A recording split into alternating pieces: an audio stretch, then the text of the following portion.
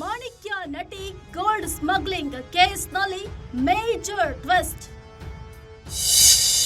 ತನಿಖೆ ವೇಳೆ ಮತ್ತಷ್ಟು ರೋಚಕ ಮಾಹಿತಿ ಬೆಳಕಿಗೆ. ಬೆಚ್ಚಿ ಬೀಳಿಸೋ ಗೋಲ್ಡ್ ಸ್ಮಗ್ಲಿಂಗ್ ಕಹಾನಿ ಬಟಾ ಬಯಲು. ಎಸ್, ಸ್ಯಾಂಡಲ್ವುಡ್ ನಟಿ ರನ್ಯಾ ರಾವ್ ಗೋಲ್ಡ್ ಸ್ಮಗ್ಲಿಂಗ್ ಪ್ರಕರಣವನ್ನ ರಾಜ್ಯ ಸರ್ಕಾರ ನೇಮಿಸಿದ ವಿಶೇಷ ತನಿಖಾ ತಂಡ ಬಹಳ ಸೀರಿಯಸ್ ಆಗಿ ಇನ್ವೆಸ್ಟಿಗೇಷನ್ ಮಾಡ್ತಿದೆ.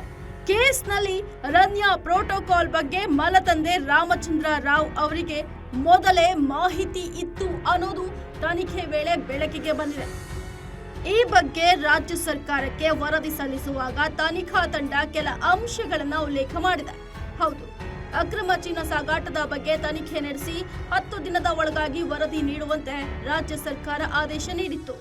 ನಟಿ ರನ್ಯಾಗೆ ನೀಡಲಾಗಿದ್ದ ಶಿಷ್ಟಾಚಾರ ದುರ್ಬಳಕೆ ಆರೋಪ ಸಂಬಂಧ ತನಿಖೆ ನಡೆಸಿದ ಹಿರಿಯ ಅಧಿಕಾರಿಗಳಾದ ಗೌರವ್ ಗುಪ್ತಾ ಹಾಗೂ ವಂಶಿ ಕೃಷ್ಣ ತನಿಖಾ ತಂಡ 230 ಪುಟಗಳ ವರದಿಯನ್ನ ರಾಜ್ಯ ಸರ್ಕಾರದ ಮುಖ್ಯ ಕಾರ್ಯದರ್ಶಿ ರಜನೀಶ್ ಅವರಿಗೆ ಸಲ್ಲಿಸಿದ್ದಾರೆ.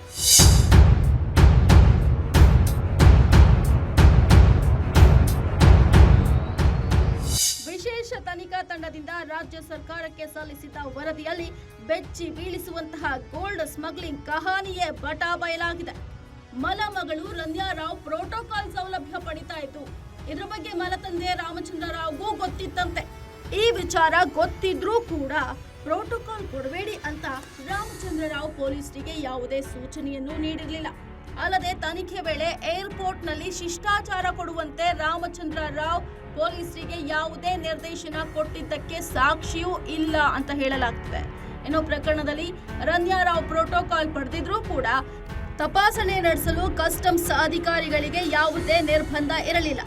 ಈ ಹಿನ್ನೆಲೆ ಕಸ್ಟಮ್ಸ್ ವಿಭಾಗದ ಲೋಪದ ಬಗ್ಗೆಯೂ ಕೂಡ ವರದಿಯಲ್ಲಿ ತನಿಖಾ ತಂಡ ಉಲ್ಲೇಖಿಸಿರೋದು ಈಗ ಬೆಳಕಿಗೆ ಬಂದಿದೆ.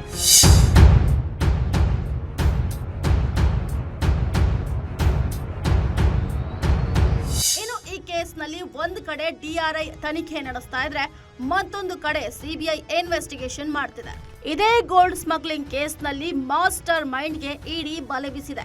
ಒಟ್ನಲ್ಲಿ ಮೂರೂ ದಿಕ್ಕಿನಲ್ಲೂ ರನ್ಯಾ ಗ್ಯಾಂಗ್ಗೆ ಸಂಕಷ್ಟ ಕಟ್ಟಿಟ್ಟ ಬೊತ್ತಿ ಅನ್ನೋದ್ರಲ್ಲಿ ಯಾವುದೇ ಡೌಟ್ ಇಲ್ಲ.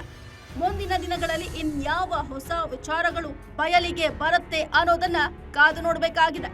Ajay Gowda, crime bureau, guarantee news.